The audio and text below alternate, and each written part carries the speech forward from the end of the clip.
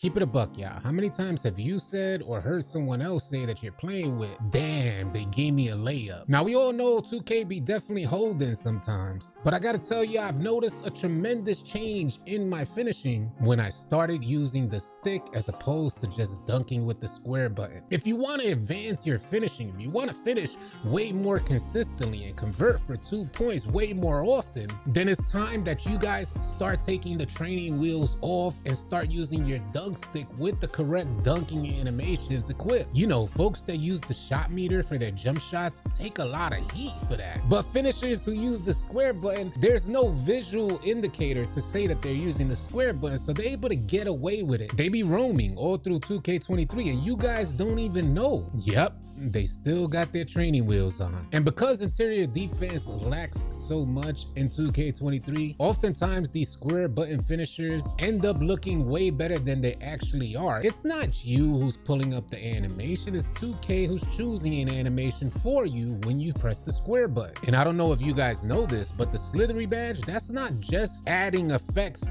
onto the actual finisher. You guys remember in 2K21 how a defender would just warp into a contact dunk animation? The defender not even in the vicinity but just gets randomly warped into this contact dunk. Well, the slithery badge has a very similar effect on interior defenders in the paint when somebody's driving and they have slithery at a high level, except it's not warping you into the play, it's actually warping you out of the contest. Absolutely a poor mechanic, improperly implemented into 2K23. Here's the deal, y'all. You want more control over your finishing, go to the lab. And this is just a sidebar note. We're not talking about you players with low finishing abilities that just have quick drops equipped. We all know how overpowered the quick drops dunk package is on 2K23. It's been OP for like the last 3 years already. But before quick drops was even introduced into the game, more players on 2K games use the dunk stick. And we're not talking about meter dunks. We're not talking about trying to catch bodies or trying to catch contact dunks.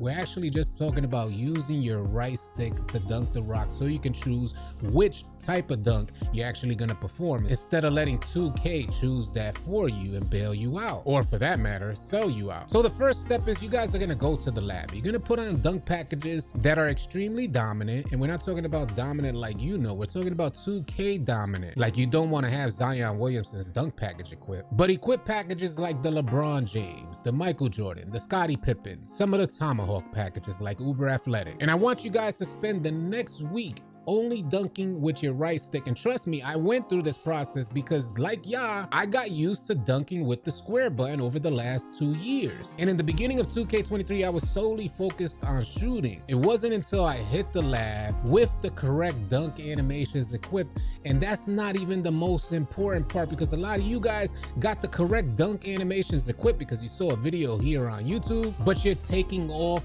from the wrong areas, especially for those folks who got limitless takeoff and not even making good use of it. So follow this process. I want you guys to hit the lab, and from the baseline area all the way to the free throw line area, I want you to take off, attempt the dunk animation from as far back as you can. If you're too far, you should be pulling up for mid-range. What I have found out is that normally from the free throw line, working your way all the way around like the an arch like the 3-point line, but from the free throw line area, create that arch all the way around to the baseline and launch from as far back as you can. When you find that sweet launch spot, from that area, you're going to trigger right-handed and left-handed dunks. If you're breaking down the defender on your drive, you got the defender on your right side, dunk with your left hand. The idea is the ball should be as far away from the defender as possible. If you break down the defender and find the defender on your left side, then you're gonna dunk with your right hand. So as you guys are in the lab, I want you to imagine a defender on each side of you and activate the correct animation. You gotta trust your bunnies, not your buddies, your bunnies. You gotta trust your hops. I'm one of the players who realized this late in the game. Don't be like me. Trust your hops and start taking off from further back. Trust and believe you guys will receive way better finishing animations than what you're used to. Oftentimes folks are driving too deep into the paint, and when you drive too deep into the paint, you trigger unfavorable dunking animations, and you also give the defense way more opportunities to contest your shot, almost like the anchor badge doesn't exist when you're taking off from further back. So you no longer need to worry about dunks turning into layups or the anchor badge making you miss wide open dunks. Now these things will probably still occur every now and then, but I promise you it'll be way less than you've experienced using the square button. So if you guys want more control over your finishing, you want to finish more consistently, convert for 2 points